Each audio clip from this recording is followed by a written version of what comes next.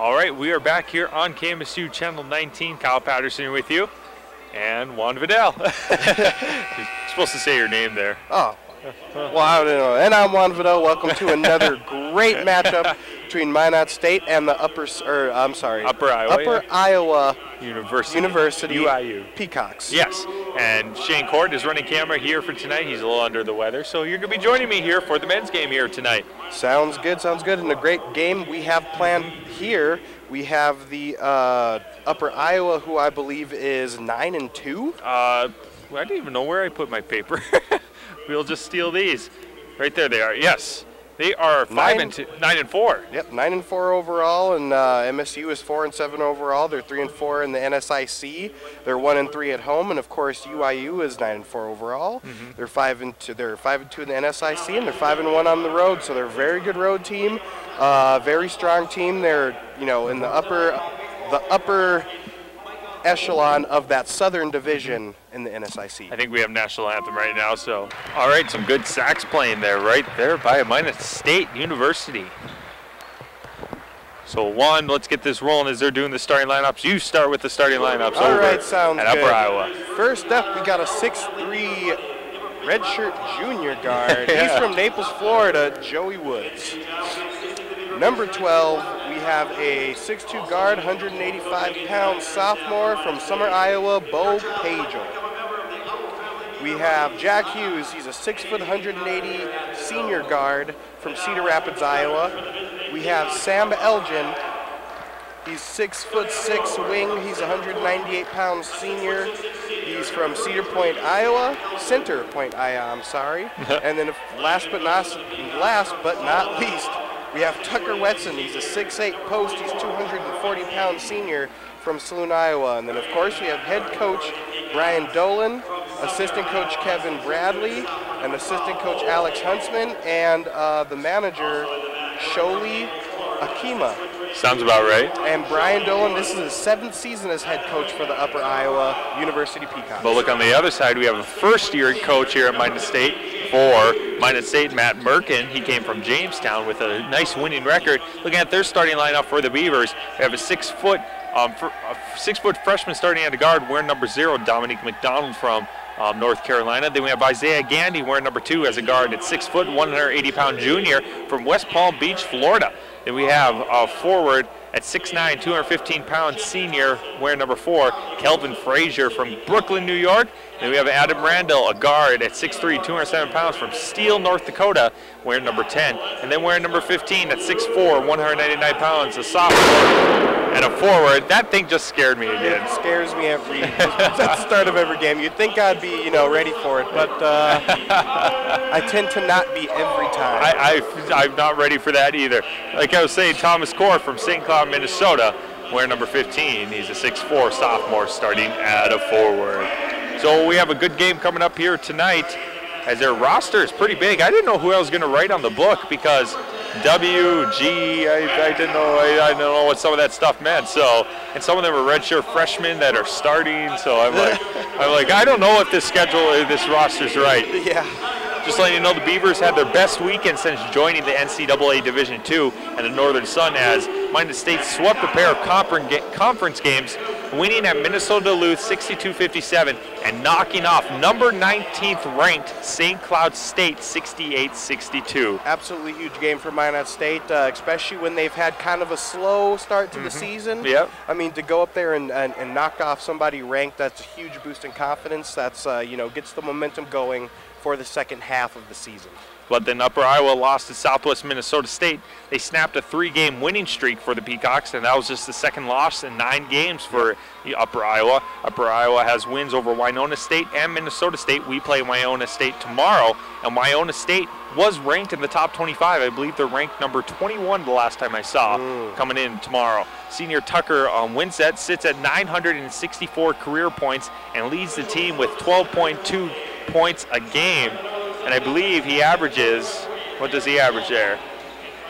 He averages 12 points a game there, so once again, 12.2. So he could make it tonight, actually. He could. So, I mean, look at what Carly Bogue did for tonight, 37 points. And here's the tip-off going right away here, going into the hands of McDonald. Beavers get the ball right back.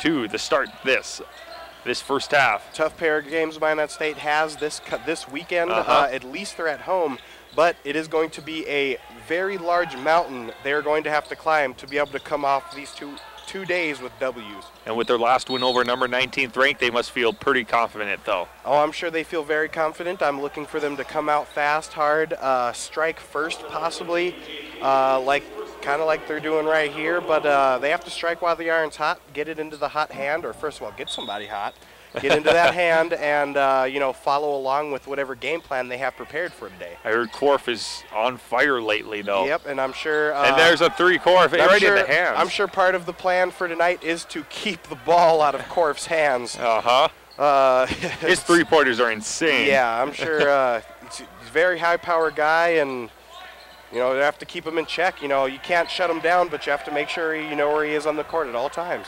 All right, so no points off that. They held the ball for almost 1 minute, the Beavers did. No points. It's still going the other way now here. For Woods is going to take it.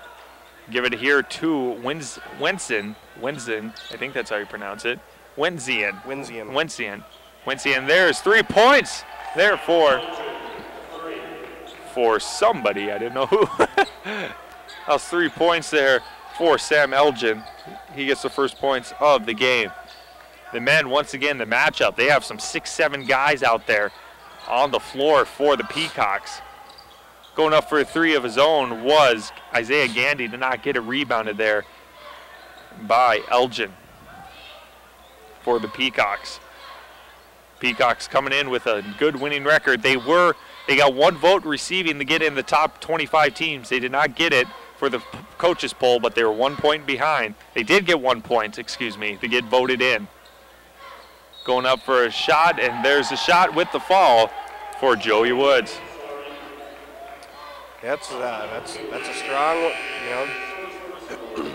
he drove in, pump faked, got the hand on him, and put up, just with a quick kiss against the glass, drawing the foul. Minot State's going to have to look to rebound. That's 5 straight unanswered points. Not very good offensive sequences. So they're going to have to get things rolling here if they, don't want to lose control of this game early. They're down 5-0 right now. Shot coming up here for Woods, and he makes that one. He has 3 points for the game. It's now 6-0. It looks familiar like the women game, and they got off 6-0. Just on the opposite spectrum. Going the other way now. Here for Chris East is in for the Beavers. Giving to McDonald. The Gandy. The Korf to McDonald. Going around the circle.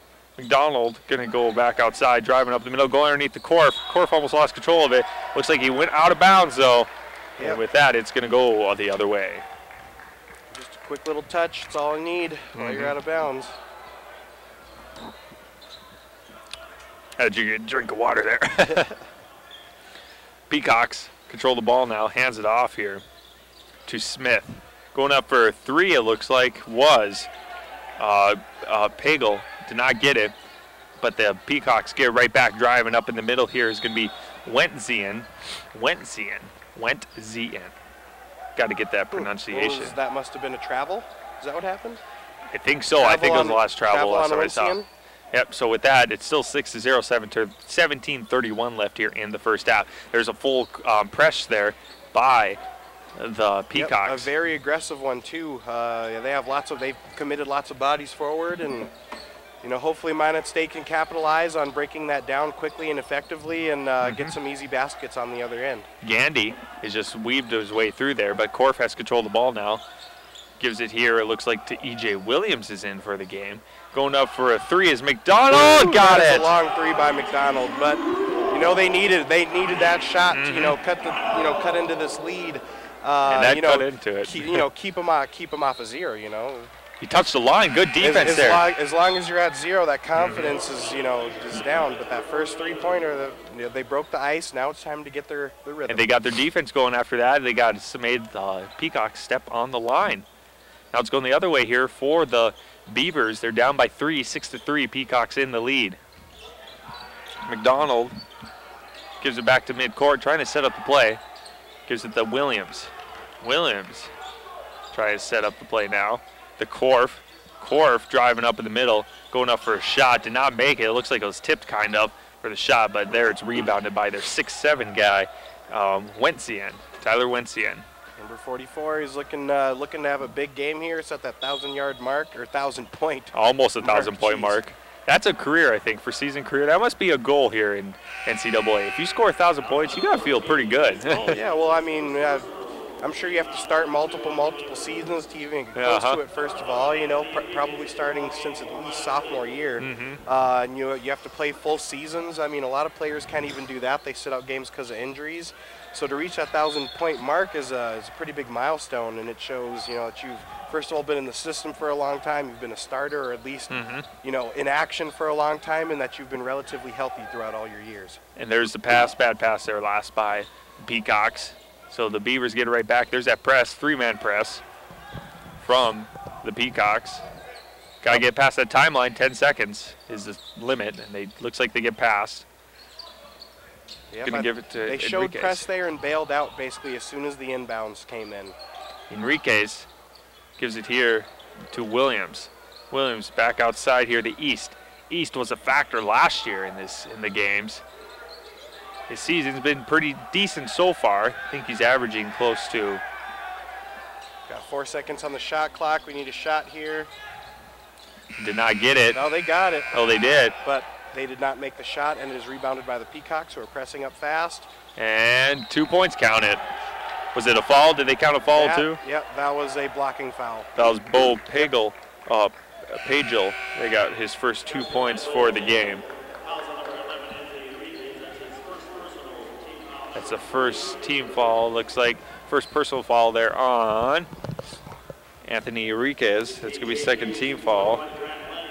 One shot coming up here. 3-point play for Bo Pagel. Looked like Enriquez had his heels on that no charge line there at the bottom of the basket, because it looked like he was there. He had his feet planted, and the guy just basically burrowed into him. But you know, as soon as you have your feet on that line, doesn't count. And that is a great drive by DJ Williams, who is actually the leading scorer, I believe, of Minot State as of right now, or at least for this season.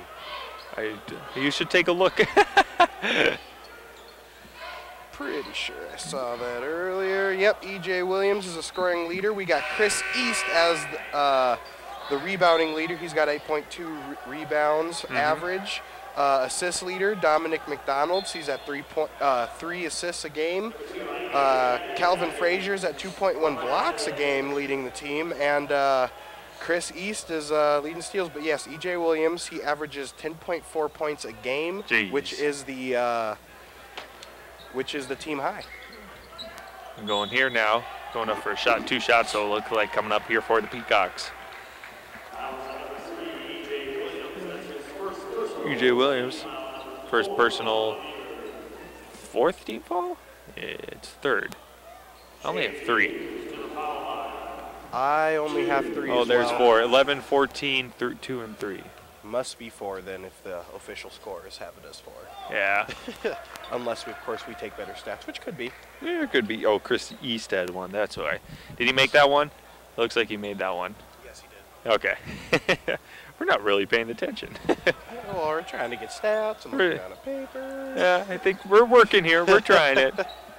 You think it would be, this is our 5th game for the broadcast. Oh, that's a strong press. Got to get it out. And it pays off for the Peacocks with the turnover. And I was kind of waiting for it because it kind of looked they went strong and then they went soft and then they went strong that time and caught Minot State off guard. Just trying to get the feel for them, and there it worked. With that, 10-5 now. 5-point lead for the Peacocks over Minot State. Yep, and you'll see good full court pressing teams do that. They're not going to be going at you 100% of the time all the time.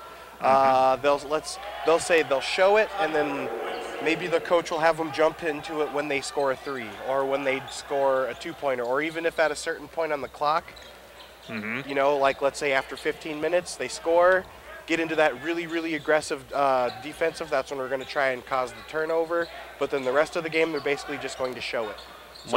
So doing that selective, hard full court pressing is going to be advantageous for them because, you know, you're going to pounce it when they're not expecting it. For 3 there for the Peacocks, not get it. Enriquez tried to take a long 3 back there. Anthony Enriquez almost at mid-court. Gandy driving up in the middle, going up for 2 points off the glass. That's right a good there. kiss off the glass with the hand right in the face. That's a good baseline driving basket. Still a 5-point lead though for the Peacocks, 12-7. Peacocks control the ball. Gives it the Wensian. Wensian going up for an easy layup. He at 6'7", and he's showing it. And he looks like a strong dude down there on the paint. He took a couple steps in and nobody even stepped in front of him. Yeah. Must be a freight train moving through down there. Going the other way now. Williams hands it off here to Gandy. Back to Williams. Williams going for a 3 off the mark. They're taking a lot of threes. I think it's because they got a couple 6'7" guys in the middle there. Yeah. And it looks like, I mean, their posts are just so strong. I mean, our posts are tall. They're big physical players, but they're just physically smaller than the posts that Upper Iowa has. They just don't have the weight, just like that. It's just Yeah. Basketball's a game of height, though. It helps certainly. Yes. Is that gonna be a charging? That is a charge. Block. Nope, they called a block. You're right. Yeah. And they counted it, I believe. That's Enrique's again. That's his second attempt at a charge. I mean, it looks like he's trying to take him, but the refs just aren't on his side for whatever reason. I think that was Enrique's. It was on Enrique's, actually. So that was his second personal either way. And he does have one shot coming up because Joey Woods did make that shot. Yeah, he did. Well, no, he didn't. He got 3.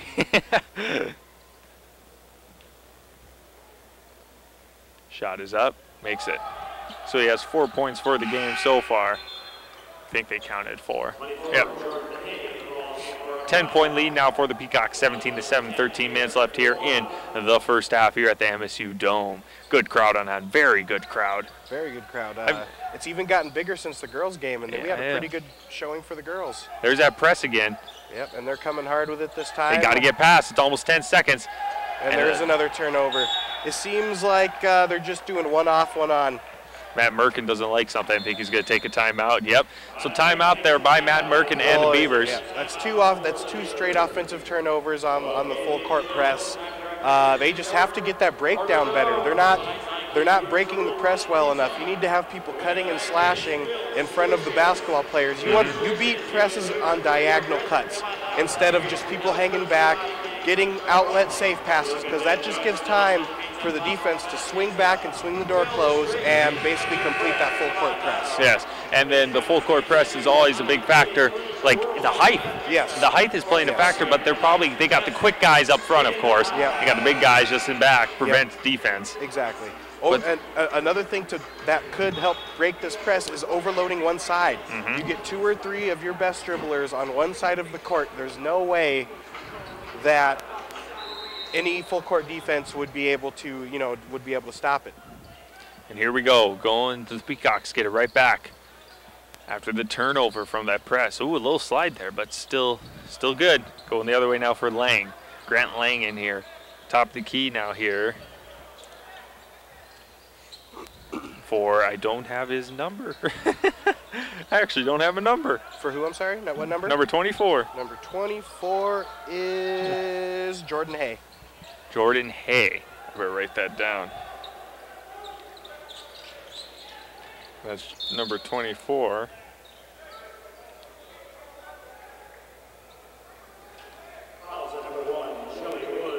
Joey Woods gets the first personal. And second team foul. 5 team fouls already for the Beavers, though, so they have to be careful. Baseline pass coming up here for the Beavers, for McDonald. Gives out to Korf. Korf going to take that 3. I think he has 3 shots coming, though. Yep. Unless, I think the ref is signaling three shots. Jordan Hay gets his first personal. This is a good opportunity for us to keep from getting on top of a scoring drought here. There's a 10-point lead very early in this game. Minot State needs these 3 free throws to, keep a little confidence and to keep a little momentum rolling. He gets that one. That's his first points for the game for Korf. He has 2 more yet, or 2 more. Yep. 3 points the hard way. The easy way for us. The slow way, then. I guess the slow way. We'll say that way. Is it going to be 3? And he's 3 for 3. The slow way that takes no time off the clock. Exactly. 3 for 3. It's now a 7-point lead for the Peacocks. Look at their own press for the Beavers. You're getting into their own full court press. Upper Iowa breaks it pretty quick there and has the open 3. And gets it is Grant Lang. And if you break the full court press well enough, you should have open shots all over the place. Trying to get the Korf.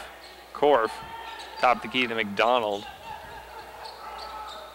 McDonald to Korf again. Korf gives it to Randall. Randall drives up in the middle, goes up for a layup. Did not get it. They go call charge. Yes, they did. Charging foul there on Adam Randall. That's his first personal 16 foul already, only 11:40 into the first half. Yep, refs not seeming to like the charges down under our basket, but yeah. But those charges are hard to call. There's so many factors that go into calling a charge. That's why I'm not a ref. I'd be like, everything's a charge. Yeah. You knock them over, it's a charge. Here we go. Peacocks get the ball. The Woods. Woods almost lost control of it. Trying to go up for a jump shot as Woods did not get it. Fight for it. They're going to call jump ball, and go in possession of the Peacocks. Yep. KMSU Channel 19. Don't forget to watch lives on Thursday. E.J. Williams was all over whoever number 24 had the ball there. Mm-hmm. You know, he knocked the ball out of his hands at least 3 times, and then he decided to try and get up there and shoot it, and of course he left it short. So that's great defense by E.J. Williams. And here on this Minot State team, we do have a couple bright, shining defenders. For the most part, the defense is not that good, though, unfortunately. Defense is definitely something that, you know, Minot State could work on, and something that needs to be worked on for the future if we want to keep playing such high-level basketball. Looks like there's a fall there on 54. I don't even have number 54. I think it was 54. Jake? Oh, it was 24. 54 is in the game, though. I don't have some of these numbers. What am I doing? I think their roster was a little weird when I printed it off too.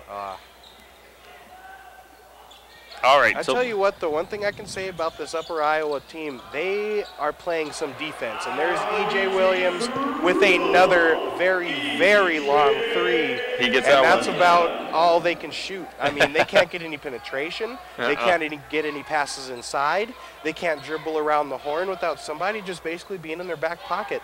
They are playing great defense right now, Upper Iowa is. And it's really tough for Minot State to penetrate. And you know, last time they penetrated, there was an offensive foul. Number 54, he's 6'8". He looks 6'8", and he's a big dude. He can block, get right in there. That looked like a ridiculous circus shot, but you know, just as effective as any other shot. Yep, Jordan Page gets and here his they first are. 2 They points. are unprepared for this defense. Well, yeah, for the full court press once again. And how many times are we going to see this? You know, we need to. You know, they need to know that press is coming, and they need to have numbers back to help out at all times. All right, so here we go. The Beavers, top of the key now. He tries to pass it in the middle to Kelvin Frazier, but there's a turnover there going in the hands of Grant Lang. Grant Lang trying to take it now, gives it outside here to Jordan Hayes, top the key to Woods. Woods on the right wing. Now top the key here to Smith. Smith gives it to the big guy did not get his number again, or his, have to get his name. 54 is Jake Sanka. Shanka. Shanka. So Jake Shanka.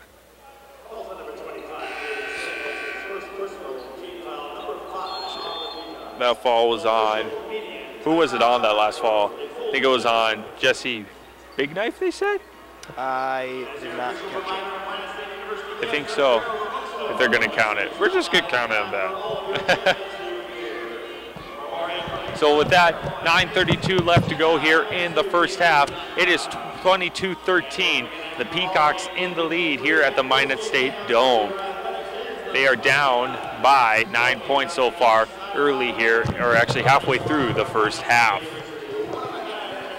Got a lot of game left, and the Beavers can come back anytime. Look what happened in the women's game. Exactly, Came back, fought back, go back and forth. It was all that game. Yep, we just need to get on a good run, knock a couple shots down, and We're right back in this game. It is Alumni Appreciation Day here. And Beaver Boosters. Beaver Booster Appreciation Day. I think appreciation here at the Dome. The crowd is, look at the crowd over there. It's a very good crowd. We have the fun zone over there in the far end of the Dome. Oh, that's always there. We should go. Let's go play. See you later, Shayne. Yeah. I challenge you to the obstacle course. It looks absolutely fantastic over there. Kids are having a great time. Let's go sit on the couch. Do play-by-play from there. Yeah. Put the ball right in the face. All right, and the first half of the first half, we got some stats here. Go right ahead. And for Upper Iowa, we have Sam Elgin. He's at 3 points. Tucker Whitson only has 4 points. He's the one that's approaching the 1,000-yard mark. Joy Woods has 6. Bo Pagel has 2. Jake Hughes has 2. Grant Lang has 3, and Jordan Hay has 2 points. And that is it for Upper Iowa right now. But of course, we can expect Wenzel to have a bigger Wensian, yep. to have a big second portion of this first half. Korf going up for 3. Did not make it, but it's rebounded by the Beavers, but it went right into the hands of the Peacocks. Going the other way now, here's Woods. Woods is going to get it handed off here to Elgin.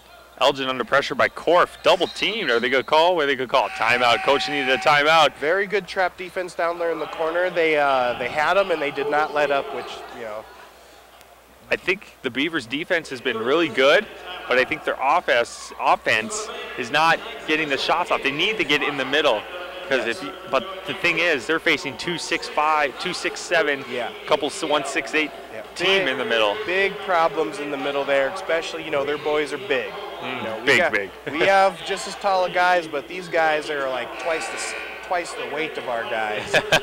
So, you know, there's big problems down in the middle, but they have to figure out a way to get down there and get some baskets down there, even with the Twin Towers, let's say. Blocking the way.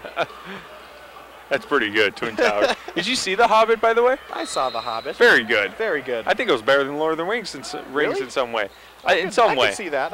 In the first movie or whatever. I also I went and saw Django Unchained last night. Oh, Django? Yep. I haven't seen that yet. That's got a lot of award nominations, too. It does have a lot of award nominations. And, Kyle, for someone who is a broadcast major and appreciates the best camera shots, you should go see it. I should? You should go see it. There is insane camera shots. There is, just the shot selection is insane. They tell the story perfectly. And, of course, Quentin Tarantino is just a genius. I mean, you can't expect anything less. Adam Randall going for free throws. He gets that one.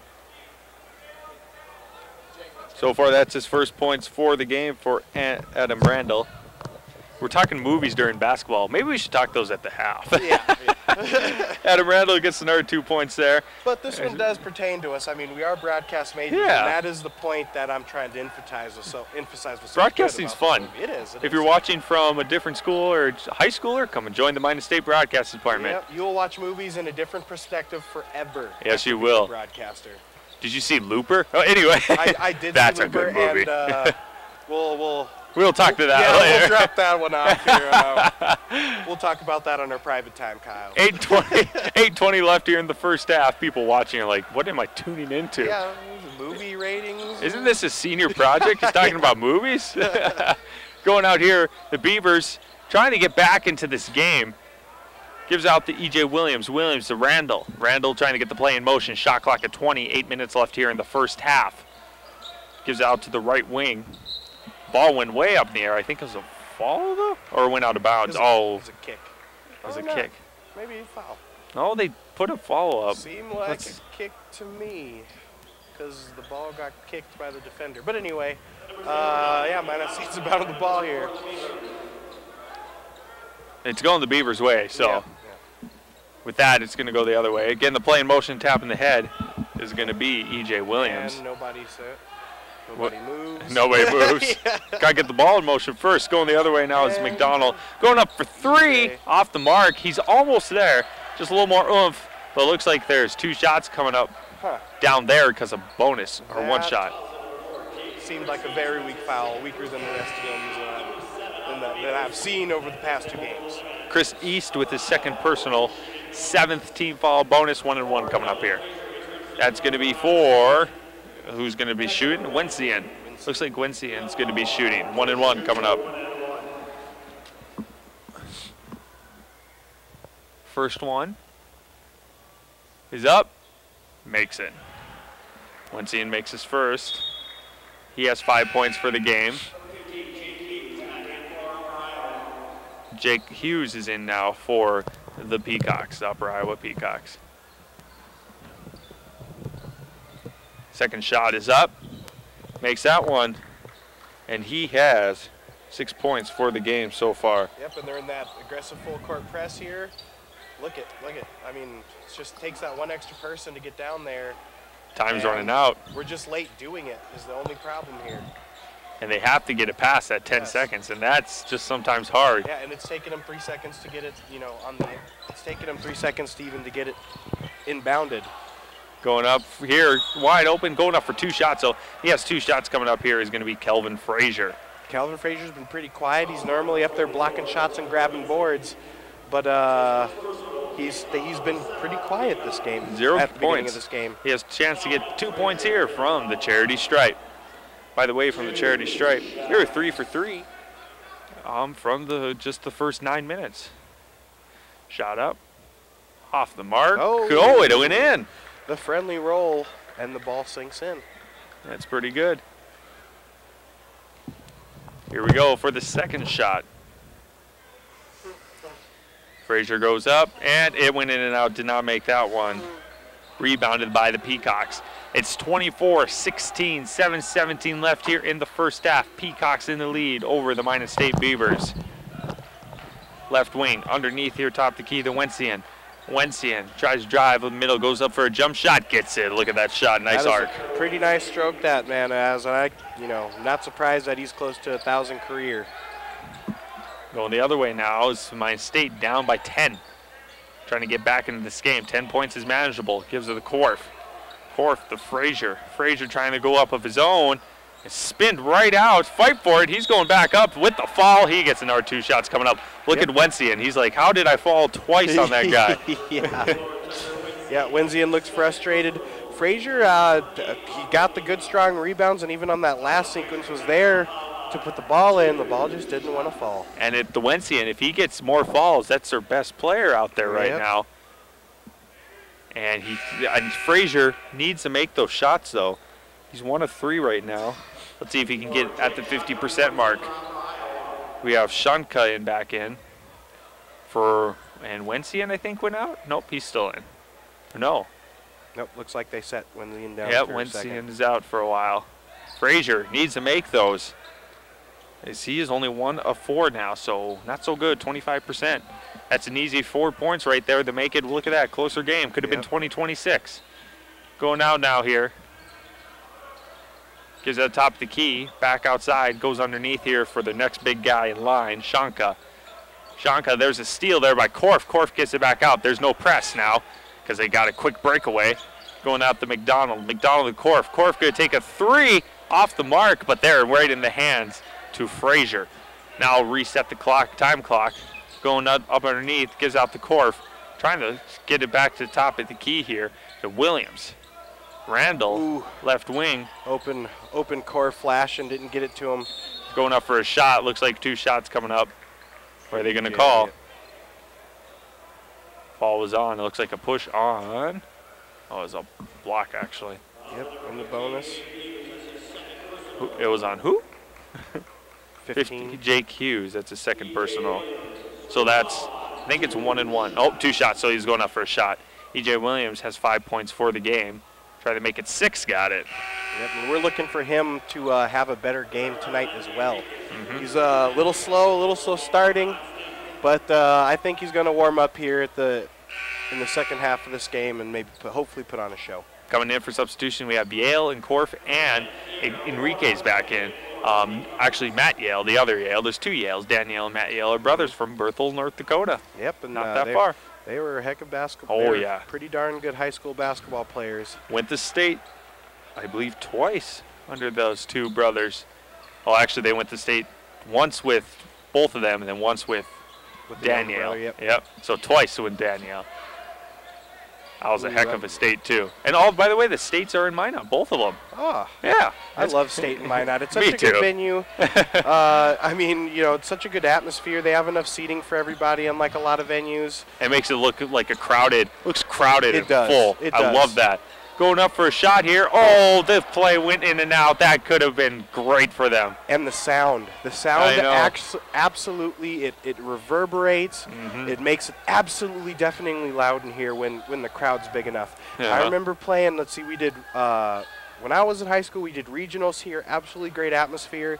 But then when we made it to state, it was state in Fargo. And It's just weird. Well, it was in, you know, it was in the Dome. it was in the dome where they play football, and they just kind of scooted over like a big section and put a floor in, and it just killed the sound. Like any cheer, you know, your whole section, you could have a whole town erupting in there, and there's crickets is all you hear.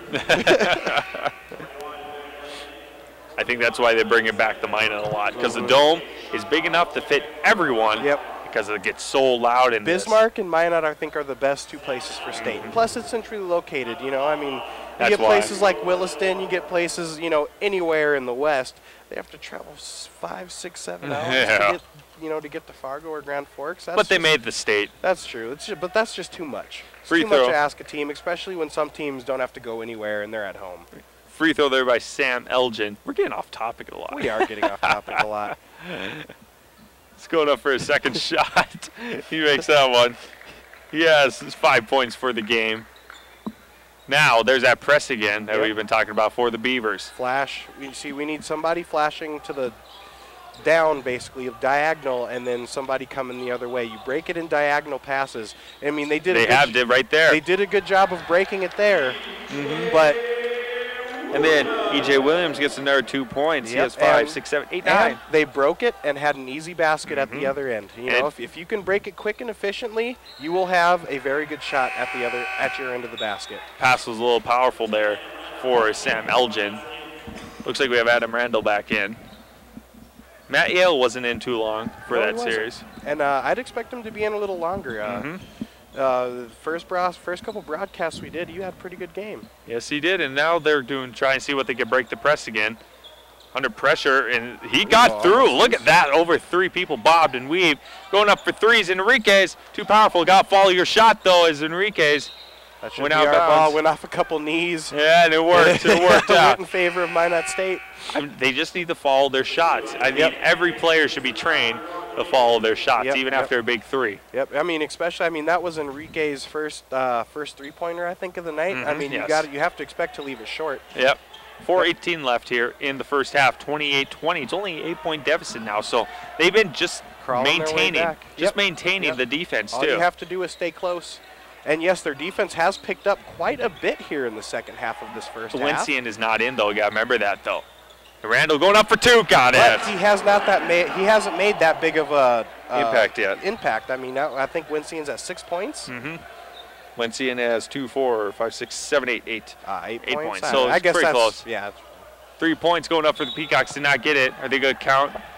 Going out of bounds. Foul going Minot State's favor. And we're going to get shots here since we are in the bonus. That was on Jake Shanka.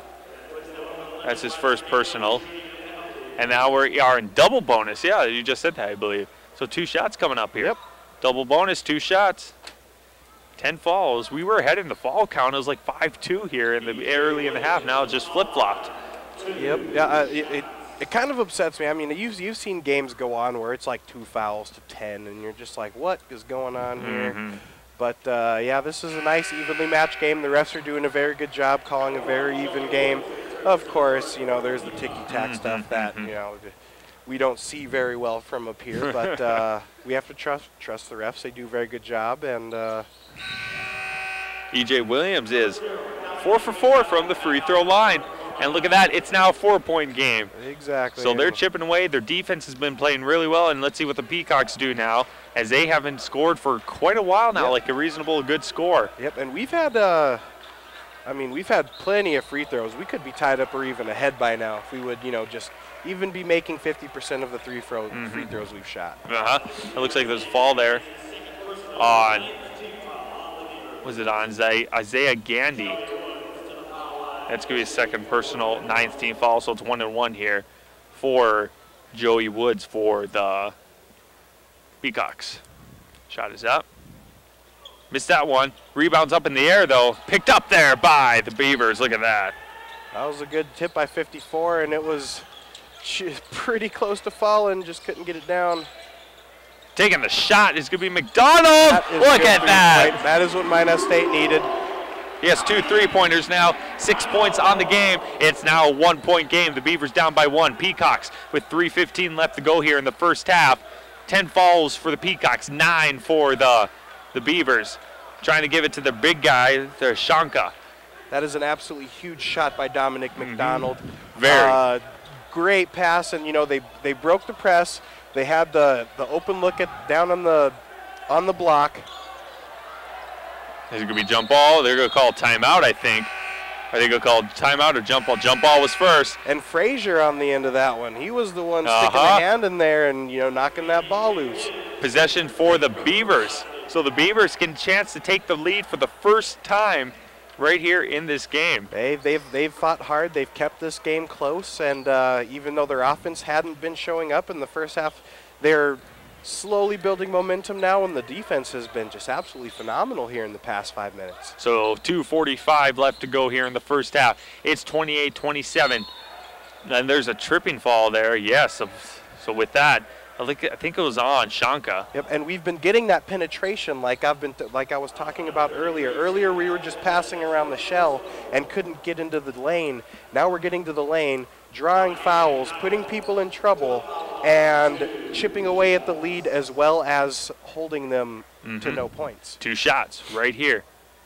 As he ties it up right there is Dominic McDonald. He has 7 points for the game, trying to make it 8 and take the lead for the first time. They tied it finally since the first 20-minute mark. Yeah. And there it is. We have taken the lead for the first time in this game at the 2:39 mark. It is now 29-28. Beavers in the lead over the winning record, I believe. What are they? 9-4 in overall. It's once again they starting to heat up the men. They start out slow, but then they start to heat up, but their defense has been the key factor here as going top of the key here. The Woods for the Peacocks. Giving it back here outside to Smith, going up for 2 points, and there it is, 2 points for Smith. It's the first time Upper Iowa has put in a field goal in about 4 minutes. It's been about 4 minutes. So with that, 1 point lead now back to the Peacocks with 2 minutes left to go here in the first half. Going up, gives it outside to Randall. Randall wants to take the shot, drives up in the middle. He is going up and power up. Did not get it. Rebounded, though, by Shanka. Their big guy, the 6'8" big guy. Going out here now, 1:46 left here. Matt Merkin has to be proud, though, that they caught right back up, down by 12 at one point. Woods to just want to take that lead right before the half. Trying to get here to Elgin. Elgin trying to go up for a shot. Looks like his fall there. 3 people were there. It's going to be a fall, 10th team fall, double bonus. 2 shots coming up either way. Yep, looks like it's going to be on number 2. Isaiah Gandy. Isaiah Gandy. 3rd personal already for him. Ooh. They're going to bring him out, I think, or Matt Merkin might stay him in. Keep him in. Matt Merkin earned his 50th win just last weekend against the 19th ranked team. So 50th win. Congratulations to Matt Merkin on his 3rd season as ever coaching. There's a shot there, and he makes that one is Sam Elgin. He's 3 for 3 right now, 6 points for the game. Enriquez is coming in. Frazier back in as well. Frazier, yep. Second shot will be coming up. 1:33 left here to go in the first half. 31-29. Close game. Looks like it was going to be a blowout there early, but the Beavers, you can't never count the Beavers out. Yep, fighting and clawing. They kept themselves in the game, and now they're within a few points here. There's that press again that they have to try to get out. It was a weak press. Yeah, they backed away. Yeah, it was the press show, if you will. Yeah.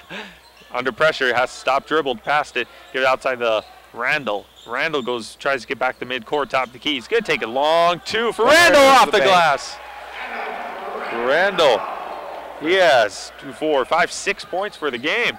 He's having a nice so far little game so far. Going out now, giving it to the Peacocks. They're down by 1 are the Beavers. Peacocks up by 1 with 1 minute left to go here in the first half. Beavers want to try and get that lead or tie it up. It would be, even down by 1, they should be proud. Fighting back, giving out the Woods. Oh, there's a big block by Frazier. Frazier. And, he's averaging 2.5 blocks a game, so I figured that was bound to happen. Hopefully he can get a few more in. Oh, I think he will. That was a good one. Oh, that one was worth it. 46 seconds left here in the first half. 32-31. Peacocks in the lead. Control the ball. Right in the air. Whoa, what happened there? A push on. Was it on the Peacocks or on? Looks like it was on fourth. Oh, Enriquez. Third personal. It looked like they were just kind of locked up with each other, and the ball just kind of came at them. And it can't tell on, it's hard to tell on who the foul's on. Joey Woods misses that one. He's only 2 for 2 right now. Miss his last 2 to see if he can miss his last 3 or make his next one. Coming back in for the game is going to be E.J. Williams for the Beavers here very soon. Shot up, he makes that one. So he's 3 for 5 right now, and he has made 5 points. Is Joey Woods. Okay, there's a little weak press, but I don't know. Let's see what they're going to do. Yep, they're just going to back off. Yep. That's okay, because the Beavers are down by 2 points with 36 seconds left to go here in the first half before halftime. Korf, they have 25 seconds on the shot clock, about 5 second difference, 5-6 second difference. Oh. Intercepted there, pass by Woods. Woods trying to go up all the way, got it. Woods gets 2 points. Oh, they need help. 4 points now, 18 seconds left, no shot clock. Let's see if the Beavers could get this control of the ball for the last 12 seconds, 11 seconds. See if they're going to go in with the half down by 4 or try to get some points here to make it a closer game so they have to fight back as much. Going up for a shot, got it. Dominic McDonald gets 2 points, and at the end of the half, the Minot State Beavers 33 and the Upper Iowa University 35. So Juan, looking at this, it was right away 6-0. All of a sudden, it was like Minot State had 5 fouls, and then the Upper Iowa had 2 fouls, and all of a sudden it just flip-flopped. And all of a sudden it was a 12-point game. Then it became 8, 6, and all of a sudden it was knotted up, and then we took the lead by 1. Yep, and Upper Iowa had 10 fouls as to our 7 fouls. So things just completely turned around, and I think it did start when Wincian went out. Wincian went out. He picked up his 3rd foul. Coach felt a little uncomfortable leaving him in. He went out, and Upper Iowa went almost 4 straight minutes without even having a score, not even until a free throw. And the last minute is when they started scoring. They scored 4 points. So, yeah, the defense for the Beavers is going to have to be their key, I think, honestly, to keep them in this game. We're going to have stats coming up right now. I feel bad for the people that have to walk all the way over there up here. Yep, and keeping the key players in foul trouble. Minot State right now is taking it fast on the dribble. They've been penetrating a little better in that second half, or in the second half of the first period, drawing fouls, and those big guys inside started fouling because you get in the middle of the lane and toss up a ball. Sometimes a foul happens, and it just depends. It's been kind of a sloppy game for both teams. 3 fouls for Isaiah Gandy, 1 for E.J. Williams, 1 for Adam Randall, 3 for Anthony Enriquez, 2 for Chris East, and 1 for Thomas Korf. Looking at the other side of the ball, 1 for Joey Woods, 1 for Bo Pagill, 2 for Jake Hughes, 1 for Sam Elgin, 2 for Tucker Wincian, 2 for Jordan Hayes, and Jake Sanka has 1 also for the Upper Iowa. So what do we got for stats here really quick so we can take a break here, just a little quick break. So what do we got for stats? All right, in this first half we have Elgin Sammy's got 7 points. He's 1 for 5 from the field goal range, 1 for 4 from the 3-point range. Tucker Winson, he's got a total of 8 points. He's 2 for 2 from the free throw line and 3 for 3 from the field goal. Joey Woods, he's 3 for 6 from the field goal, 0 for 2 in the 3-point line, 0 for 1 in the free throws, and he's got a total of 2 points. That can't be right. 9 points. 9 points. 12 points. There it is. Bo Pagill has 2 points. Kiri Obagana has 0 points. Just trying to read the total point thingy. Yeah. Lane Grant has 3 points. Jordan A has 2. David Smith has 2. For percentages for the first half, the Peacocks went 11 for 25. They're shooting 44% from field goal range. They went 2 for 8 from three-point range. That's only 25%. And they're at 78.9, 11 for 14 from the stripe. Looking at the Minot State players, 1 point for Kelvin Frazier, 6 points for Adam Randall, 3 points for Thomas Korf, 10 points for Dominic McDonald, 2 points for Isaiah Gandy, 11 points for E.J. Williams for a total of 33 points. Field goal percentage, they're 9 of 25, 36%. First half, they had for three-pointers land, they had 3 of 11, 27%. And the free throw percentage first half, 12 of 15, 80% from the charity stripe. So with that, we're going to take a quick break at the half. The Upper Iowa University is leading against the Minot State Beavers, 35-33. We're going to be back in about 10 minutes or so before we come back. So 10 minutes, Juan. We're going to take a break, and we'll be back here on KMSU Channel 19. Welcome back here, basketball fans.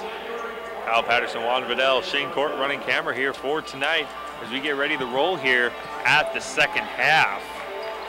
Once again, it's been a close game back and forth. At first, it looked like a blowout, but then it's starting to flip-flop really quick. And we'll see what happens here as the Peacocks didn't get anything going for the last 4 minutes until last minute they did. Thanks to that Minot State defense. Yep. And here we go. Peacocks get the ball, start out right away. Give him the Woods. Woods, top of the key. Giving outside top of the key here. Look, Wensian is back in, going up for a layup. Did not make it. It looks like it was fouled there. 2 shots coming up. So with that, Wensian went out halfway through the first half, and now foul trouble. Yep, now he's back. He's starting again. Hopefully we can continue to drive the lane and put pressure on him, and maybe we can force a couple more fouls on him, get him out of the game, and open ourselves up for the win. I think so. 35-33 right now. It was the halftime score. See who's going to get the first points here in this second half. It's going to be Wensian and his free throw. Yes. He has 9 points for the game so far, trying to make it 10 here. Very quiet 9 points. Yes, he kind of went out, though, halfway through. Yeah, so that kind of factors in. Second one's up. Made that one. 10 points for the game. 37-33. 4-point lead now for the Peacocks. Now there's that press. They faked it a little, I think, but now they brought it back. Given outside here.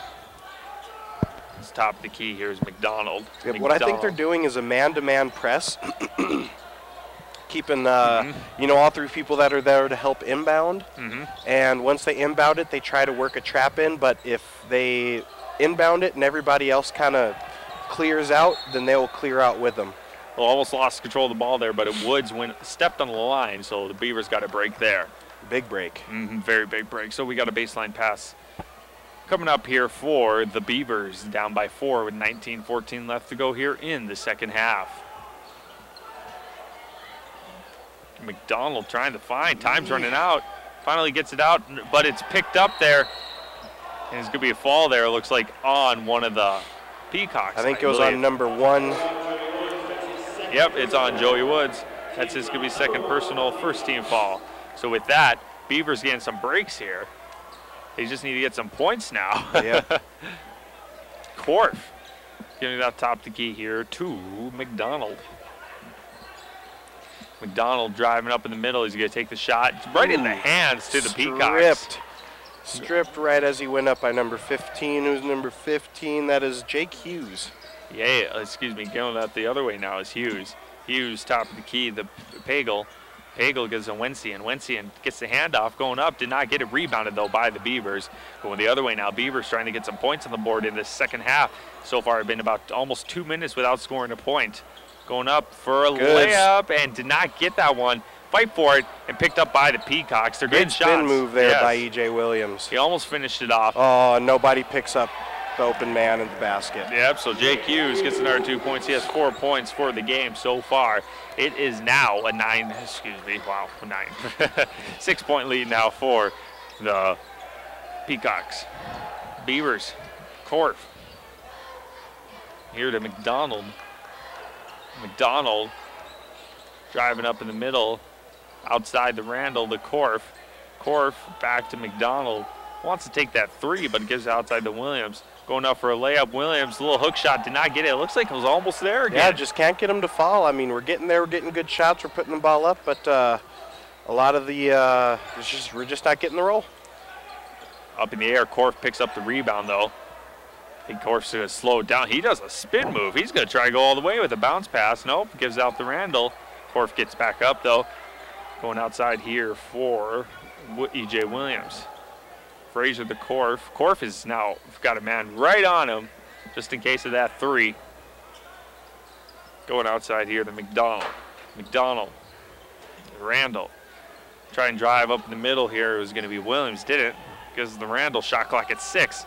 Going up for 3. Got it. Shot. Dominique McDonald gets 3 points. He has 13 points for the game. And it looks like this timeout, Minot State right there. Yep, and he's hit a couple big threes in the course of this game. It looks like Minot State's coming to a drought. You know, it looks like they're struggling a little bit on offense. Took 3 minutes to score that. So.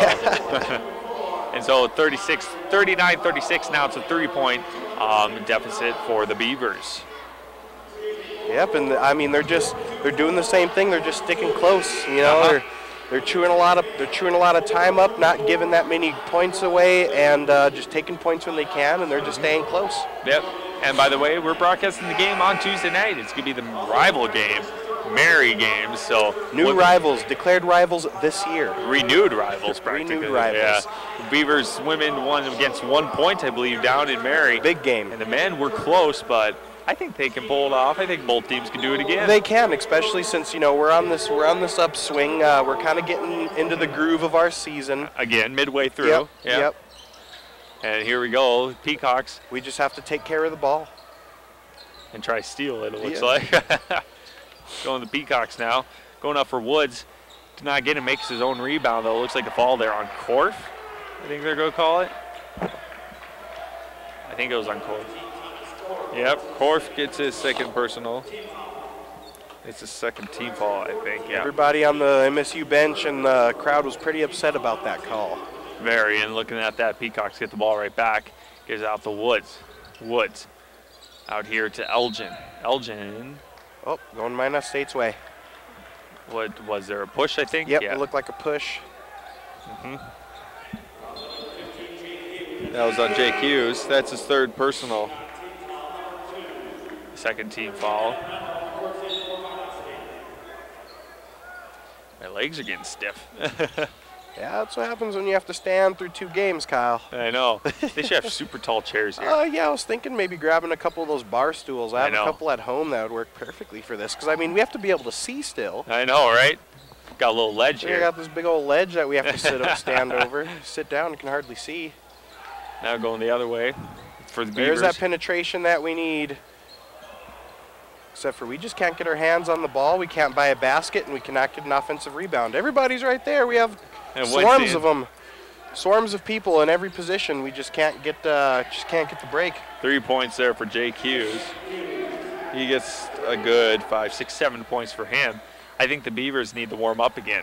Yeah, like they do. Start out slow, warm up, then they get slow, and they're going to start slow here, and they're winning a bad pass right into the hands. Woods wide open, they're going to go up for an easy layup. Got it. Joey Woods has 11 points for the game for the Peacocks. It's now 44-36. It's back to an 8-point lead now. Excuse me.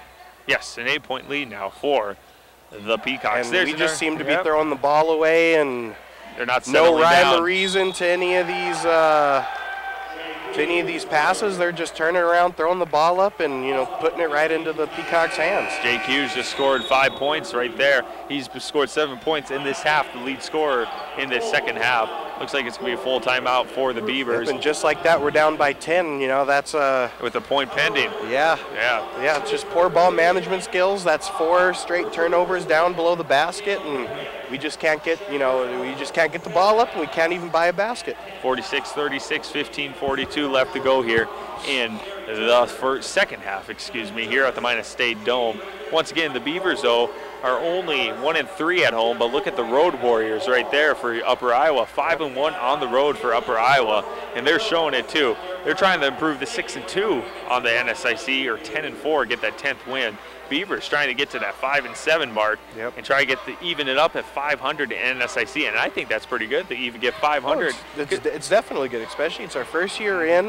We haven't seen much for that style of competition here in the past couple of years, and we're holding our own. We're doing good. We're chewing away, and we are making ourselves contestants in the future too. In the future, yes. I think the women and the men will eventually, in a few years, once they get going, stay with their coaches and just keep battling away at it. We'll have very competitive teams here in a couple of years. It's already showing. We already have that will and that fight. Well, now we just need 1 or 2 more talented players, and now that we are Division II, those recruits will come. Just give it a time. We just need time, and we need time to feel out. It's hard to come to a whole new style. I mean, basketball is basketball, but different regions, different teams do have different styles of play, and it takes a year or 2 to get used to all those, to get to know the opposite coach. All those things take time, and as soon as we get all that figured out, we are going to be heavy competitors here for the top, the top couple places in the region here within the next 4 or 5 years. 11-point play right there. Excuse me, I think got 11-point lead there. That was a 3-point play by Hughes. Now the Beavers get a chance to answer. See if they can get some stuff done. Another turnover, just intercepted. Just absolutely careless with the ball. I mean, yeah, they've been good picks. The last couple turnovers has been a good snag by Upper Iowa, but you can't put the ball in that position. Especially when we haven't scored in a few minutes, and it needs to happen. And yeah, we only scored 1 score here in the first 5 minutes. And that was a 3-pointer, so nothing. They have been scoreless. Randall trying to go up, but he has 2 shots coming up. Good thing. But, the same thing. You just can't buy a basket. That's in and out. That ball was a good majority of the way into the basket and just popped right out. Wencien is on his 3rd now. So, once again, he's the main factor, it looks like. Randall has 2 shots coming up. Looks like he's coming out. Probably, I think Big 54 here is going to replace Wencien. Sure is. 54, Jake Skona. Shanka, I think, or something. I think you're right. Shanka. We'll just say Shanka. Adam Randall tries to get second, did not get it. Offensive board. So with that, we get the rebound right back, but we only scored 4 points in the last 5 minutes. It looks like there's 2 shots coming up, though. It was on Grant Lang. That's his first personal for the Peacocks. I think we have, that was 4th team foul, I think is baseline pass. Yes, baseline pass coming up for the Beavers. Beavers can start good momentum right here, I think. Enriquez trying to drive up the middle. I think it just went out of bounds off the Peacock. Yep, looks like they tried to strip it, went out of bounds, minus state ball. So with that, by the way, this is a second meeting between the 2 teams right here. The Peacocks beat them last year when we weren't in a division. And so the 1-0 lead here for the Peacocks, for the men at least. The football team had to travel to Upper Iowa, like you said, with those bright blue uniforms. I remember those. Bright blue, sky blue uniforms there for the football team and here too. Underneath here to the big guy, to Shanka. Shanka trying to get up in the middle for a layup. Got it. Shanka's was pumped for that. Yeah, well, to get it over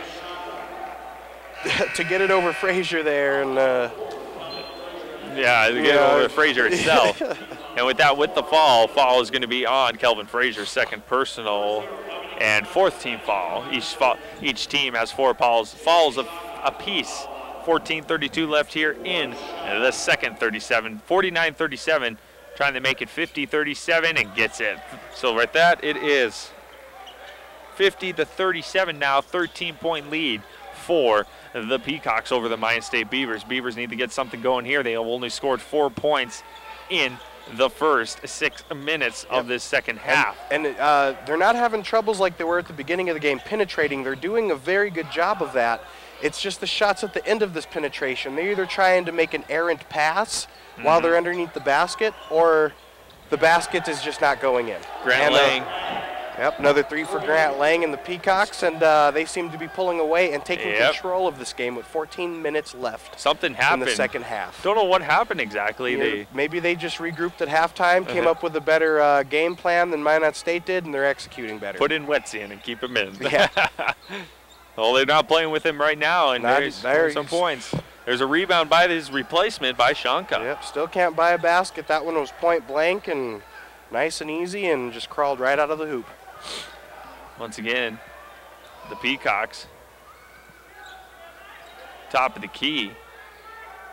Given outside here to Elgin. Elgin, top of the key, back to Pagel. Pagel to Lang. Lang tries to get underneath the Shanka.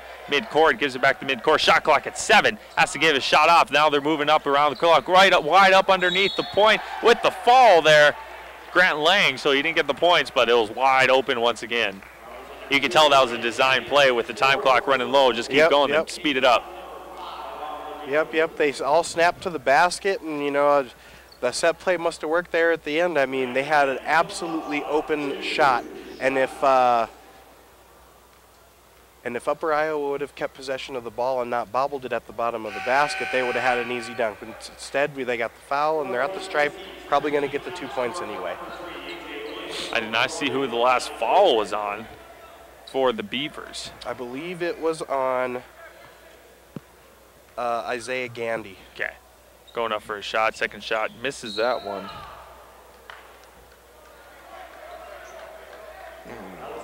Yeah, he misses that one. It was either Isaiah or Frazier. Oh, we got a fall there on one of the... On Jake Shanka gets his second personal. We'll just say it's on Frazier. And they put in number 10, Kari Obagana, in place of him. Yep. So we'll see how he does now against the matchup. Hopefully, and it looks like he's quite a bit shorter than our post down there. So maybe we can get some momentum. Maybe we can have the advantage. There is a basket, finally, by Dominique McDonald. He gets 5 points now for this half, 15 for the game. He's having a decent game, but right now they are down. They need to get some points. Fight for it there. It's foul there. It looks like it's going to the other way. Oh, went out of bounds. So with that, going the Beavers' way. Beavers can now get something going here. He's trying to score some points. So it took them almost 8 minutes to score 3, 5, 6 points. 8 minutes and 6 points compared to the other side of the ball where it was at the half 35 points, and they almost scored 20 points in 8 minutes. So the Peacocks just getting the turnovers from the Beavers. Going up for a layup there, did not get it, rebounded. That probably should have been a travel there, but going up is going to be the Peacocks, and look at that, 2 points there for Sam Elgin. He has 9 for the game.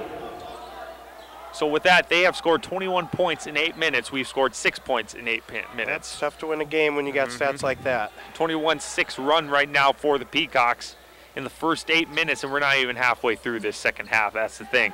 So the Beavers, they can score their own 21 points in 8 minutes if they start picking it up here. Any team can do this as they try to get back up to Korf. Korf's going to try to fire it up with a 3, did not get it. Rebounded, though, by the Peacocks once again by Ogabana. Going up for a hook shot. Another easy basket. The team is pumped up as Grant Lang gets another 2 points. And timeout for Matt Merkin. That team is pumped up over there on the Peacocks bench. And they have reason to be. I mean, they ended the half very, very poorly. They've come out the second half and absolutely dominated Minot State. As you, what was it, a 21-8 run? 20. Now it's 23-8. 23-8 run over the past 8 minutes. That is just, you know, something Minot State has to stop. Excuse me, 7. That was 7. Maybe we should have called the timeout early in the run to maybe set up a play, maybe just to get some points on the board. Yep. Because that was a very, very, very long scoring drought, and the only points that we really scored was some free throws. Yeah. So once again, from the, I'm sorry. Speaking, I'm looking at Facebook. Sorry, I shouldn't be doing that. Juan, why are you looking at Facebook? I'm not looking at anything, just kidding. Kyle. You're showing it to me and I'm laughing. I know, right? But once again, like I said, it's a 23-7 run in the first 8.5 minutes. So they need to figure something out here. They can easily start chipping away. They have 11 minutes, 30 seconds to chip away at this lead. 19 points. I mean, they could try stop it defensively, but if they could get like 6, they could get on a run here, like a 6-2 run, 8-2 run, something to get some points up, then they can slowly start chipping away at this. Yep, and it looks like they're going to keep big number 44. Wensian on the bench. On the bench yet? And they're going to keep with Ogbonna. I guess I'm not sure. Yeah. That sounds about right. All right, so here we go. Beavers need to get on a run here. Let's see what Matt Merkin drew up. Going up in the middle. It looks like he's the only one that can get in is E.J. Williams. Great penetration, great layup. He dribbled between 3 people and you know, just got in the middle and went around people. That is what Minot State needs, and it led to an open layup there. First points for him in the second half. He has 13 points for the game. Now, the Peacocks. Let's see if they could get some defense now on the Peacocks. The way they go call it, timeout. Nope, they call a timeout on the Peacocks. So a little defense has stepped up slowly. Yes, E.J. Williams was absolutely all over him. He stayed low, stayed in front of him, and his hands were extremely active, forcing him to lose the ball and burn the timeout. Just letting you guys know, we won't be broadcasting the games tomorrow, but they'll be playing Winona State, both the men and women. The women start at 4 p.m. tomorrow. Yep, that's a big game. Winona State, the men at least are at 11-3 right now. They're at 5-2 in the NSIC record. And Upper Iowa beat Winona State, and Winona State, I believe, I think they received votes. Yes, they received 1 vote to be in the top 25. So they have received votes with that. Yep, so as we said, a tough pair of games today and tomorrow for the Minot State men's. Women's they still have a chance to crawl back on this game, but hopefully they'll play a better game tomorrow and keep it a little closer to, during the course of the game to maybe pop out with a win there. Winona State is 11-3 also, so they have 2 very good teams coming in here in the Minot State. But once again, the women are 6-1 at home. Yep. So that plays a factor. And can probably beat any team in the entire region if they stay at home, that is, and weather pending, of course. Yes, of course. They're probably already traveling. I suppose they still, they're probably already traveling. So. And I hope they make it here safe because it is a nasty one out there. Yes, so be careful when you travel out there. It's pretty bad. I've been looking at road reports on my little tablet here, and it's lots of red. For a long 3, God, it was Grant Lang. He gets a 3. He's pretty much at all 3s. He has 3, 6, 9, 11, 12 points for the game for him, most of them from 3s. Yeah, well, they're leaving him open, and they're actually making plays for him at the top of the key there. And I'm not quite sure that was a travel. But it's a travel, and it is not good for the Beavers. They are down by 20 points here with 10:30 left to go. What happened in this half, I do not know, as the half is just flip-flopped totally. Yeah. They're not even showing up. They have only scored. Yep. They haven't even scored 10 points yet. In comes in Frazier, and I think Frazier should have been in a few minutes ago to take advantage of this that shorter number 10 in there. Frazier only has 2 falls. Oh, looks like there's a fall there on Enriquez. Nope, it's going to call it on. Let's see who are they calling it? Oh, Kara Ogbonna, he gets his first personal. That's going to be the 16th foul or 15th foul for the Peacocks. Now, the Beavers have a chance to start a run with 10 minutes left. Halfway through, let's start this run now. So let's see what the Beavers can do. Going the other way now for Williams. Going up for a shot. Oh, almost dunked it. Should not took the dunk there. He should have just took the points. It was Kelvin Frazier. So not a good way to start this last 10 minutes of the game. And they're going to try and get their 2 points. So look at that, 2 points there. Over Frazier again. And in fact, I'm pretty sure he's getting a hand on a lot of these layups, but he's basically batting them up against the glass and they're sinking in. So with that, it is now a 22-point lead now for the Peacocks. Gives it here to Korf. Korf to Enriquez. Drives up in the middle. He's going for a shot. They go call charging. Yes, charging fall there. That looked like it. Trying to do a spin move he was. Yep, there's a charge there drawn by Ogbonna on Enriquez down there. That's his underneath fourth. the basket. That's his fourth. Enriquez's 4th foul. Yep. And he is coming out. Yep. Looks like E.J. Williams is going to replace him. I think so. Nope, Randall. Randall did. All right, so going the other way now for the Peacocks. Going to the Pagel. Pagel, there's a fall already underneath the basket, away from the ball. Who's it going to be on?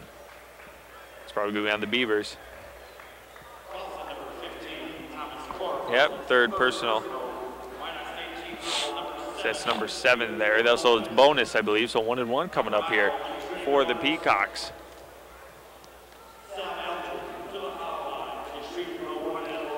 1 and 1 for Elgin. Not many free throws in this game, actually. Nope, it's been a pretty fast-paced game. They haven't had to stop the clock that often. Elgin, he is 4 for 4 from the free throw line for Elgin. Trying to make it 5 for 5. And he makes it. He's 5 for 5 from the charity stripe. Now, the Beavers, chance to get some points on the board. Going out to Johnson. Excuse me. To Williams. Williams trying to drive with the middle, done spin move, going up for a layup, got it. E.J. Williams should have been in a little bit earlier. Yeah. I think he was trying to make those, but could not get them, but now he is at 15 points for the game, so he's having a reasonable game. Those shots exactly are the ones that were not falling during that first the first 5 9 minutes of the first half. Well, they were getting in for the first 5 minutes or so, and they had shots. It would have been kept up with them. Yep, they just weren't falling. This game could have been not a 22. It could have been close to a 12-point game if they stuck with it here. 12, 10-point game, but now Woods and the Peacocks are trying to get some points, add some more points to make it a 24-point lead. Looks like a fall there on one of the Beavers. That is on Korf, it looks like, and that is going to be his 4th. Yep. I'm going to have to complain about that foul call just now. Why is that? I really have to, because he really wasn't touching him. Like, I was anticipating that entry pass into the zone, so I was looking there, and the guy just fell backwards, like anticipating Korf to be, up against him, basically, and he just took a step backwards, fell backwards, called the foul. Shot there, and he gets it. 1 and 1 for Bo Pagel. He has 3 points for the game.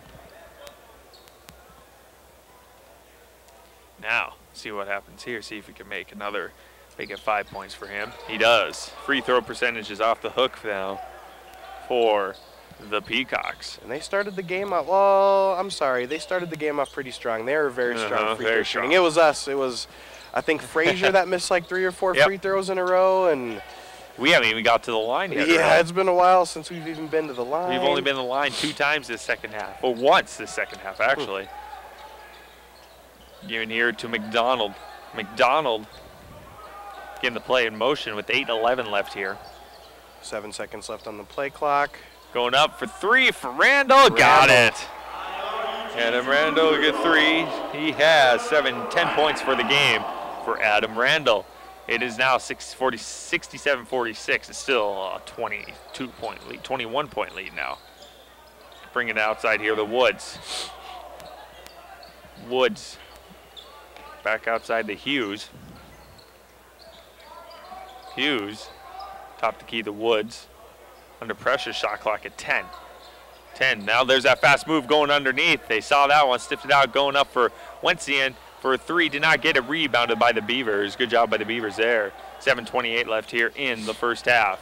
Going outside here to McDonald. McDonald, left wing, gives his hands off to Korf. Korf, to Randall. Randall, top the key to Korf. Korf, super long 3. Didn't make it, rebounded though by East. For the Beavers, giving out to McDonald. McDonald trying to get the play in motion. Shot clock was reset. I don't know. McDonald, the Korf. Simple grammar. Korf looks like this fall there on one of the Peacocks. And that'll finally take us to the line here for 1 and 1. It's on Joey Woods, third personal. 17 foul bonus, so 1 and 1. Just like you said.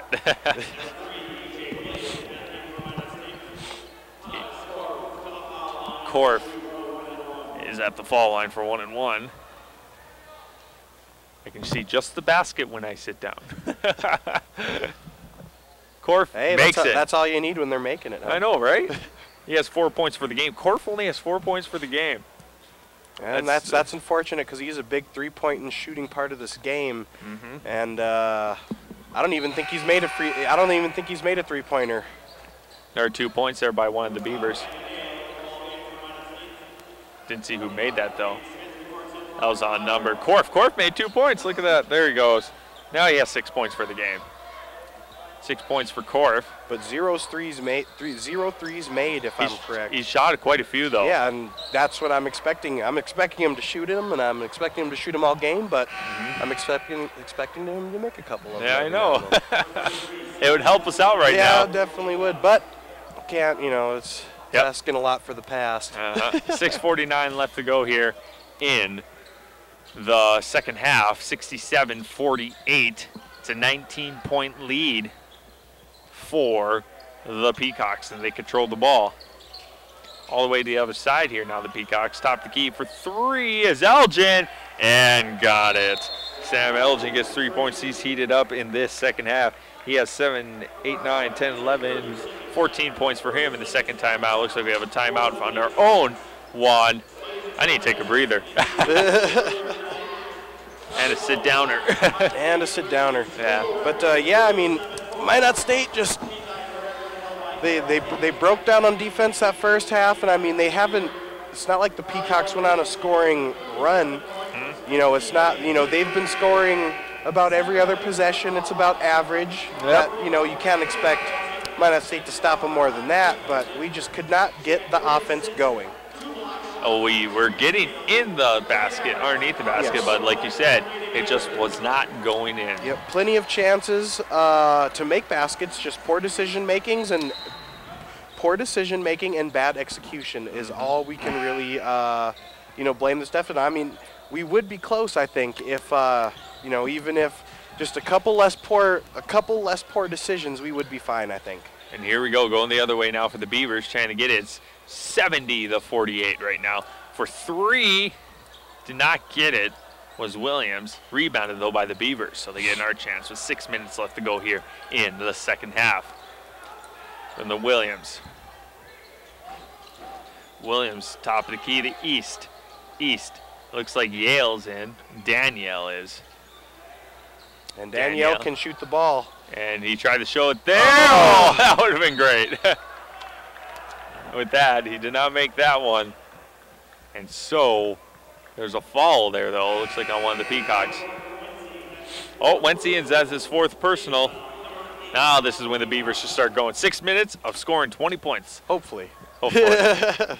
Never know, honestly. Yeah, I don't know if they'll take him out, though. I mean, there's 5 minutes left. They're up by quite a bit. Yeah, they 22. have 20 points. They might as well leave him in until he fouls out.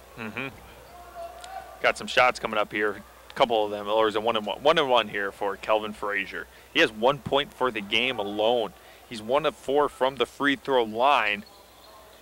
Make that 2 of 5. 2 of 5, yeah. See if he can make another one.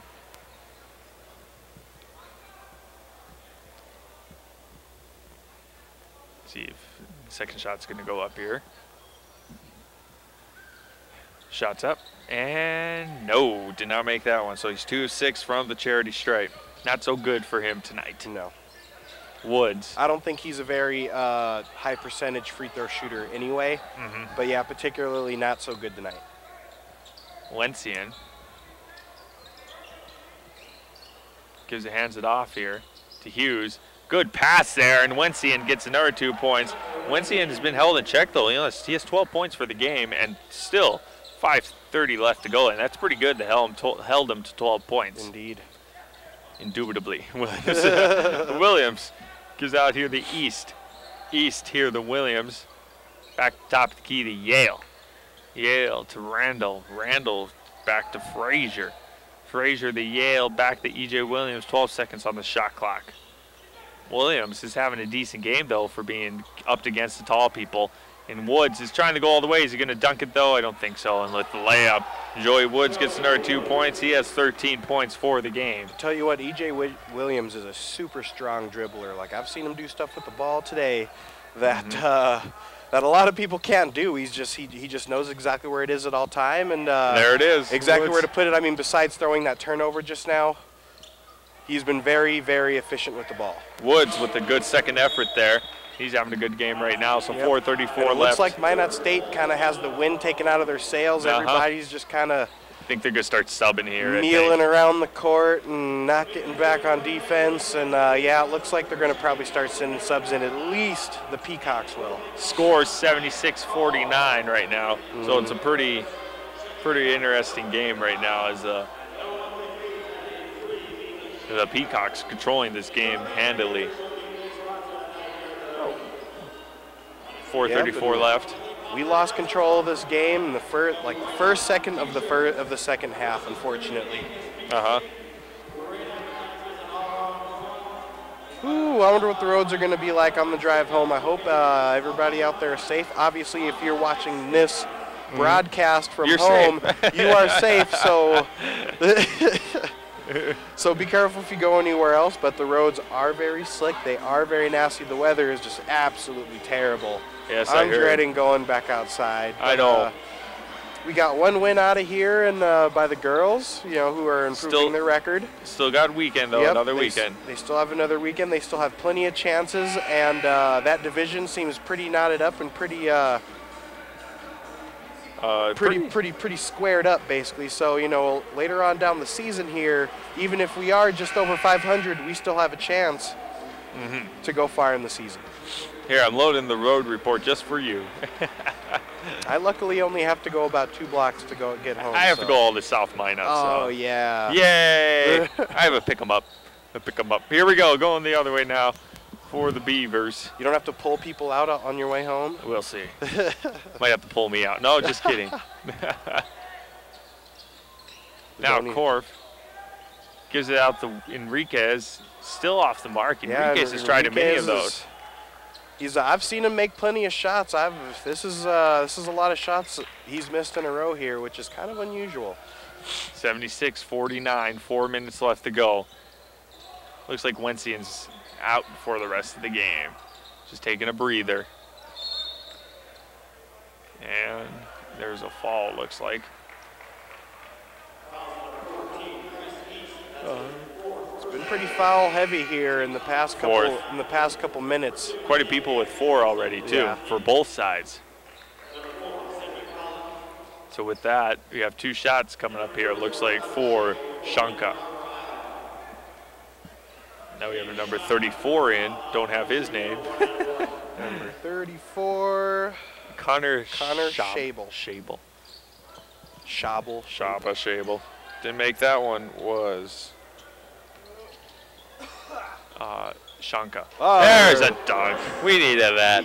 Chris East, that's his first points of the game, too. Oh, man. 2 points, and it counted as a dunk. That was worth it. Going here now for Woods. Woods going to Collins. Collins back to Shanka. Shanka to Woods. Woods underneath the Shanka. Shanka going for a layup. He was fouled on the way up. There's 2 shots coming up here. As Shayne Court pointed out over here, my trusty cameraman, that was definitely a travel before. He didn't even have possession of the ball half the time, but. This is Shayne Court. Oh, Shayne.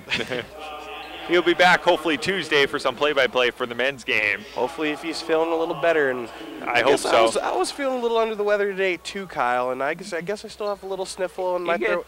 My throat actually does. My throat feels fine, but. You get 3 days off to relax here. Yeah.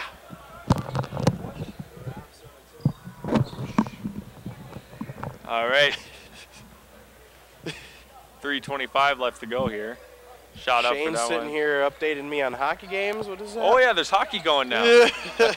Half a season, 4th of a season. They finally got their lockout broken here, and they can get their season underway. And it's gonna be short. I'm sure a lot of Canadians and a lot of people from Minnesota, Wisconsin, North Dakota have been pretty empty without their NHL season. Yeah, I know. Definitely those fun Canadians up there where Shayne lives.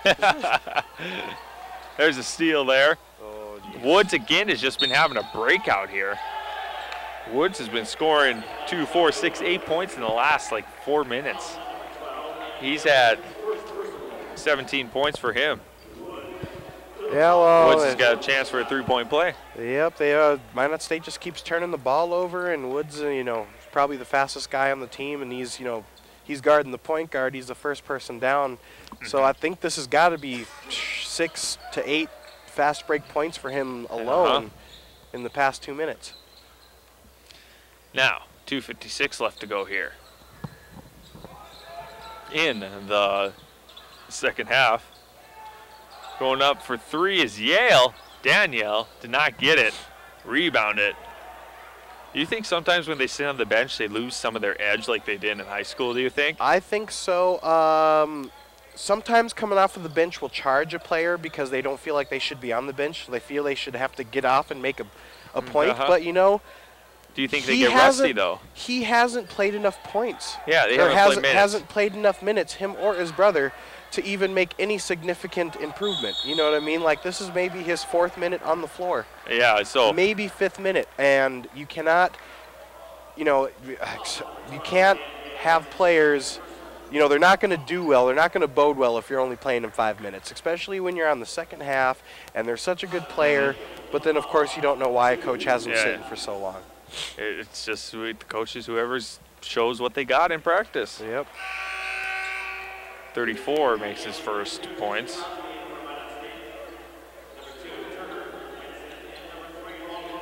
Lots of substitutions in. All right, we got both Yales in right now.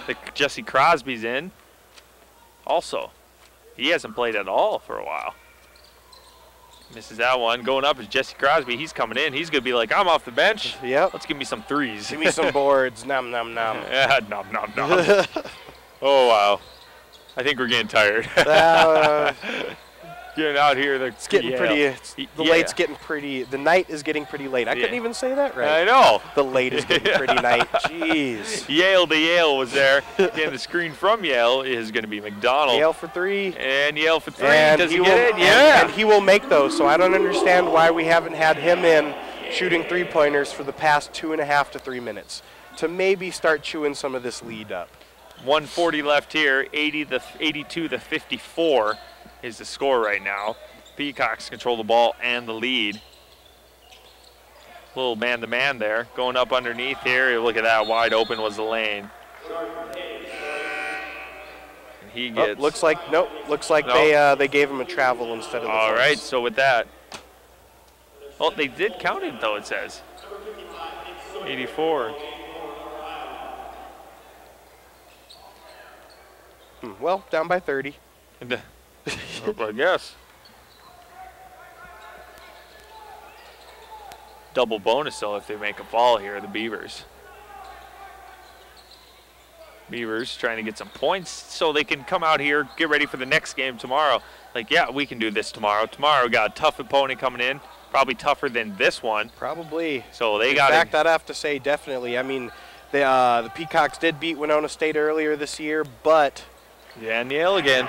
You know, to have those bids, you know, being in the top 25 and having such a stellar record, you know, they're a force to be reckoned with. And, of course, you know, every good basketball team has a bad day.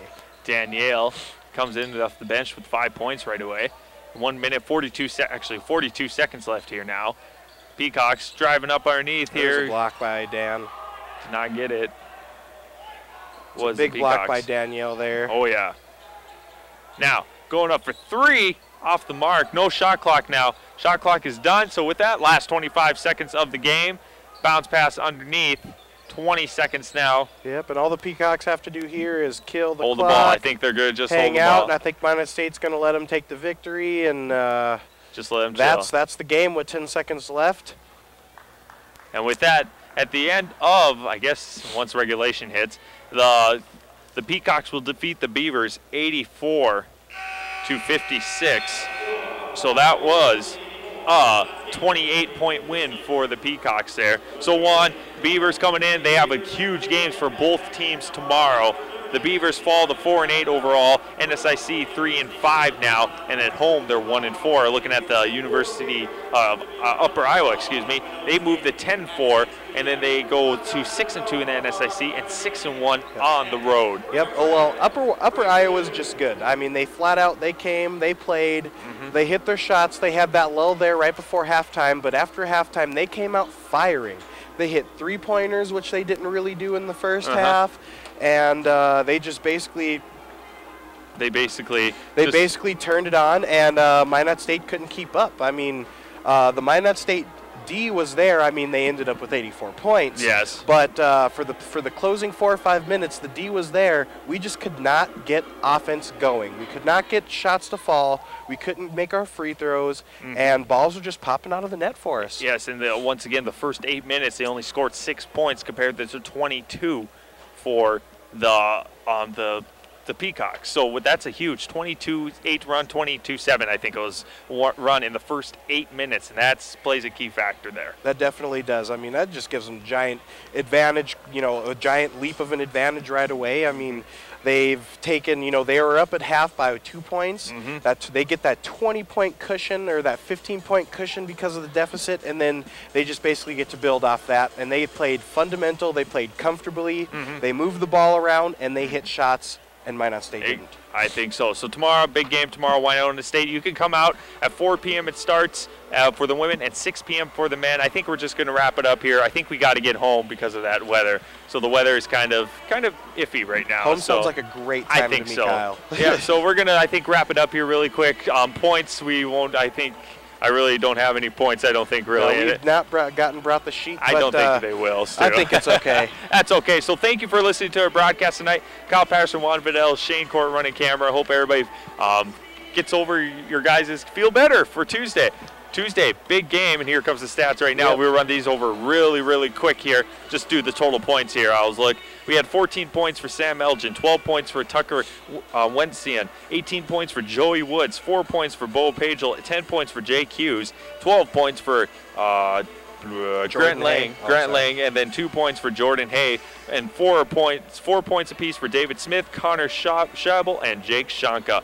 They were 27 of 51 from the field goals, 6 of 12 from the three-point line, 50%, and 24 of 30 for free throws. Looking at the Beavers, though, 2 points for Kelvin Frazier, 10 points for Adam Randall, 5 points for Thomas Core, 15 points for Dominic McDonald, 2 points for Isaiah Gandy, 15 points for E.J. Williams, 5 points for Danielle, 2 points for Chris East, and then we have field goal percentage. They're 17 of 51, not good, 33.3%.